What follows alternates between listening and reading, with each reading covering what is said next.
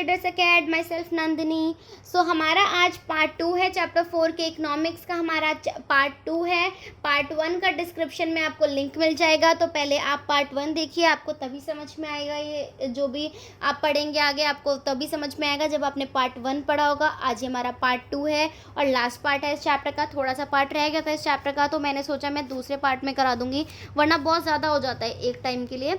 तो मैं अब आपको पार्ट 2 स्टार्ट करवाने वाली हूँ। तो हमारा आज का जो टॉपिक है, सबसे पहला टॉपिक है हमारा फॉरेन ट्रेड। फॉरेन ट्रेड से हम स्टार्ट करेंगे। तो गाइज बिना टाइम वेस्ट करें हम स्टार्ट करते हैं फॉरेन ट्रेड। तो फॉरेन ट्रेड क्या होता है? फॉरेन ट्रेड का मतलब होता है जब हम दूसरी कंट्रीज़ में ट्रेडिंग करते हैं, एक्सपोर्ट इंपोर्ट करते हैं, उसको हम फॉरेन ट्रेड बोलते हैं। आप एक डिफाइन लिख लीजिए, trading across the countries is known as foreign trade. अब फॉरेन ट्रेड के बेसिक फंक्शंस क्या क्या होते हैं? फॉरेन ट्रेड के बेसिक फंक्शंस होते हैं, सबसे पहला फंक्शन ये है कि वो अपॉर्चुनिटीज़ क्रिएट करता है प्रोड्यूसर्स के लिए कि वो डोमेस्टिक मार्केट तक पहुंच सकते हैं और डोमेस्टिक मार्केट से ऊपर कहीं पे वो अपना मतलब प्रोडक्शन कर सकते हैं। कहने का मतलब ये है कि जो प्रोड्यूसर्स होते हैं, अगर हम फॉरेन ट्रेड ना करें तो प्रोड्यूसर सिर्फ अपनी अपनी मार्केट में बेच पाएंगे, अपनी मार्केट तक ही अपना बाइंग सेलिंग रख पाएंगे। पर लेकिन अगर हम फॉरेन ट्रेड को अलाउ कर देते हैं तो जो प्रोड्यूसर्स होते हैं वो क्या करते हैं, वो और भी अच्छी और उनकी बहुत ज़्यादा मार्केट एक्सपेंशन हो जाएगी और वो बाकी कंट्रीज़ में भी अपना बनाया हुआ सामान बेच सकते हैं, उनके लिए अपॉर्चुनिटी क्रिएट हो जाएगी। उसके बाद आपका सेकंड पॉइंट है, जो प्रोड्यूसर्स हैं वो compete कर सकते हैं, मतलब कंपटीशन कर सकते हैं दूसरी कंट्रीज़ के साथ भी, जो कि सबके लिए अच्छा है, प्रोड्यूसर्स के लिए भी अच्छा है, हमारी कंट्री के लिए भी अच्छा है। वो अपना सामान अच्छा ज़्यादा बनाने की कोशिश करेंगे, अच्छा ज़्यादा जीतने की कोशिश करेंगे, जिससे कि हमारी कंट्री की इकनॉमी भी जो है हमारी वो भी स्ट्रांग होगी। तो ये प्रोड्यूसर्स को compete करने का मौका भी मिल जाता है। फिर उसके बाद है कि थर्ड, आप कंज्यूमर के लिए देखें तो कंज्यूमर के लिए भी बहुत ही फ़ायदेमंद होता है। कैसे कंज्यूमर के लिए फ़ायदेमंद होता है? क्योंकि इससे क्या होता है कि जो चॉइस ऑफ गुड है, मतलब जो हम सामान खरीदते हैं वो हमें मिल जाता है। जैसे अगर हम कहीं बाहर इन्वेस्ट करते हैं, बाहर अपनी कंपनी खोलते हैं, बाहर अपने प्रोडक्ट्स बेचते हैं, तो वैसे ही दूसरी कंट्रीज़ भी तो हमारे इधर आके, हमारे इंडिया में आके अपने प्रोडक्ट्स बेचती हैं। तो जिससे क्या होता है, फॉरेन ट्रेड की वजह से एक्सपेंशन हो जाता है चॉइस ऑफ गुड्स का। कस्टमर के पास ज़्यादा चॉइस हो जाती है गुड्स की कि उसको क्या लेना चाहिए और क्या नहीं लेना चाहिए। ठीक है, तो ये था हमारा फॉरेन ट्रेड। फॉरेन ट्रेड क्या होता है, उसके बेनिफिट्स या फिर उसके हमारे फीचर्स क्या क्या होते हैं। ठीक है, उसके बाद है हमारा ग्लोबलाइजेशन। जैसा कि आपका नाम ही चैप्टर का है कि ग्लोबलाइजेशन, तो ग्लोबलाइजेशन के बारे में पढ़ेंगे। तो ग्लोबलाइजेशन का मतलब होता है एक प्रोसेस जिससे कि हम दूसरी कंट्रीज़ में मिल सकते हैं, दूसरी कंट्रीज़ के साथ जुड़ सकते हैं, ट्रेड कर सकते हैं और प्रोडक्शन कर सकते हैं। वो होता है ग्लोबलाइजेशन। मतलब कि all over the globe, all over the world हम क्या कर सकते हैं, वो buying and selling, import export कर सकते हैं। तो ग्लोबलाइजेशन की डिफाइन देखिए, the process of rapid integration और interconnection between countries, more and more goods and services, investment and technology are moving between countries. इससे क्या होता है, ज़्यादा से ज़्यादा टेक्नोलॉजी हमारी और ज़्यादा से ज़्यादा गुड्स, टेक्नोलॉजी, सर्विसेज जो होती हैं all over the country move करती हैं। ठीक है, अब आप ये देखिए कि ऐसा होता है कि beside movement of all these there is one more way in which the country can be connected. ज़रूरी नहीं है कि हमें मूवमेंट करनी ही ज़रूरी है, ऐसा कुछ नहीं होता कि हमें खुद ही मूवमेंट करनी या फिर हमें अपने प्रोडक्ट्स की मूवमेंट करनी बहुत ज़रूरी होती है, जिससे कि ट्रेड हो सके, इंपोर्ट एक्सपोर्ट हो सके। एक और तरीका है जिससे हम कनेक्ट रह सकते हैं, वो है कि जो कि लोग हैं वो दूसरे कंट्रीज़ में जाते हैं, हमारी कंट्रीज़ में आते हैं, वो भी एक ज़रिया है जिससे ग्लोबलाइजेशन होता है। They usually move from one place to another और one country to another in search of better jobs, incomes and education. जैसे आज जो इंडिया में है वो ये सोचते हैं कि हमें यूएसए जाना है, यूके जाना है। क्यों जाना है? ताकि हमें बेटर एजुकेशन मिल सके, बेटर जॉब मिल सके। ऐसा नहीं है इंडिया में नहीं है, बट लेकिन हर एक को लगता है हम बाहर जाके अर्न करेंगे, ज़्यादा अर्न कर पाएंगे, ज़्यादा अच्छी जॉब होगी, एजुकेशन वगैरह, लाइफस्टाइल अच्छा होगा। तो ऐसे क्या होता है, इससे भी ग्लोबलाइजेशन होता है। ठीक है, अब देखिए ऐसे कौन से फैक्टर्स हैं जिसकी वजह से जो ग्लोबलाइजेशन है वो एनेबल हो पाया है।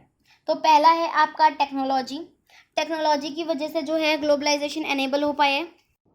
अब कैसे टेक्नोलॉजी ने ग्लोबलाइजेशन को और ज़्यादा बढ़ावा दिया है, देखिए अब देखो, अब हमारे पास इतनी टेक्नोलॉजी है, इंटरनेट्स वगैरह हैं, हमारे पास इतनी टेक्नोलॉजी है कि हम यहाँ बैठे हम किसी से भी बात कर सकते हैं, किसी से भी कम्युनिकेट कर सकते हैं।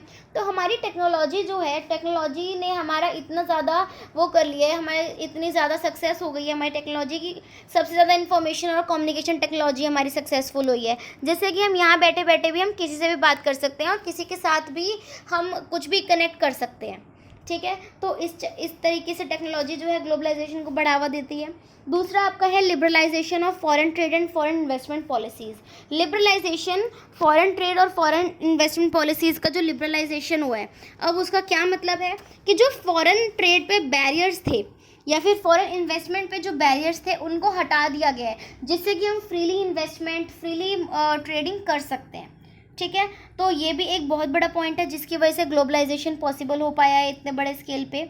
अब लिबरलाइजेशन बेसिकली होता क्या है? लिबरलाइजेशन का मतलब होता है कि हम बैरियर्स, रिस्ट्रिक्शंस वगैरह हटा दें कि जिसकी वजह से जो ट्रेडिंग में प्रॉब्लम आ रही थी, मतलब ट्रेडिंग में या फॉरेन ट्रेड में, एक्सपोर्ट इंपोर्ट में जो भी प्रॉब्लम्स आ रही थी, हम उससे क्या करें, बैरियर्स और रिस्ट्रिक्शंस हटा दें जो कि गवर्नमेंट ने लगाई है, उसको हम लिबरलाइजेशन बोलते हैं। तो बेसिकली इसकी डिफाइन ये है, रिमूविंग बैरियर्स और restrictions set up by the government is known as liberalisation. किसी भी चीज़ पे से रिस्ट्रिक्शंस या बैरियर्स हटा देना, उसको हम बोलते हैं लिबरलाइजेशन, ठीक है।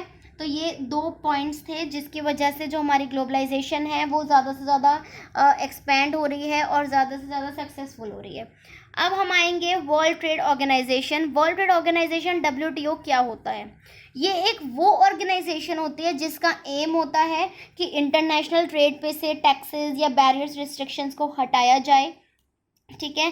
डेवलप्ड कंट्रीज़ में, जैसे कि WTO स्टेब्लिश है डेवलप्ड कंट्रीज़ में, तो वो रूल्स वगैरह बनाता है इंटरनेशनल ट्रेड के लिए कि क्या क्या रूल्स होने चाहिए, और वो देखता है कि वो रूल्स फॉलो हो रहे हैं नहीं हो रहे हैं। अब तो बेसिकली WTO एक ऑर्गेनाइजेशन होती है जो कि हमारे ट्रेडिंग वगैरह को देखती है, जिसे इसमें नाम में ही है वर्ल्ड ट्रेड ऑर्गेनाइजेशन। तो ये ट्रेडिंग पॉलिसीज़, ट्रेडिंग वगैरह के बारे में देखती है कि लिबरलाइजेशन फॉलो हो रहा है नहीं हो रहा है, ज़्यादा रिस्ट्रिक्शंस तो नहीं है, और जो हमने रूल्स बनाए हैं वो फॉलो हो रहे हैं नहीं हो रहे हैं।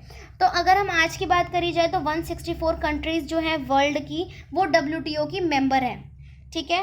तो जो WTO है उसको अलाउ किया हुआ है कि वो फ्री ट्रेड प्रैक्टिसेस वगैरह, मतलब कोई भी पॉलिसीज़ बना सकता है, ठीक है। अब उसके बाद हम आएंगे, हमारा लास्ट है impact of globalisation in India. अब ग्लोबलाइजेशन का इंडिया पे क्या इम्पैक्ट पड़ रहा है, कि कैसे अच्छे इम्पैक्ट्स हैं, बुरे इम्पैक्ट्स हैं, वो हम देखेंगे क्या फ़र्क, क्या असर पड़ रहा है ग्लोबलाइजेशन का इंडिया पे।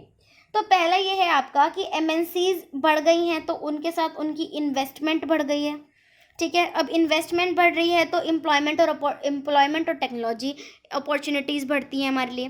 कहने का मतलब ये है कि जब हमारे पास MNCs जो ज़्यादा से ज़्यादा सेटअप होती हैं डिफरेंट कंट्रीज़ की, उनसे क्या होता है, वो हमारी कंट्री में इन्वेस्ट करती हैं, जिससे कि अपॉर्चुनिटीज़ मिलती हैं हमें एम्प्लॉयमेंट की, हमें टेक्नोलॉजी, हमारे लिए और अच्छी अच्छी टेक्नोलॉजी आ जाती है, एम्प्लॉयमेंट की हमें अपॉर्चुनिटीज़ मिलती है, और हम ज़्यादा हम वास्ट हो पाते हैं।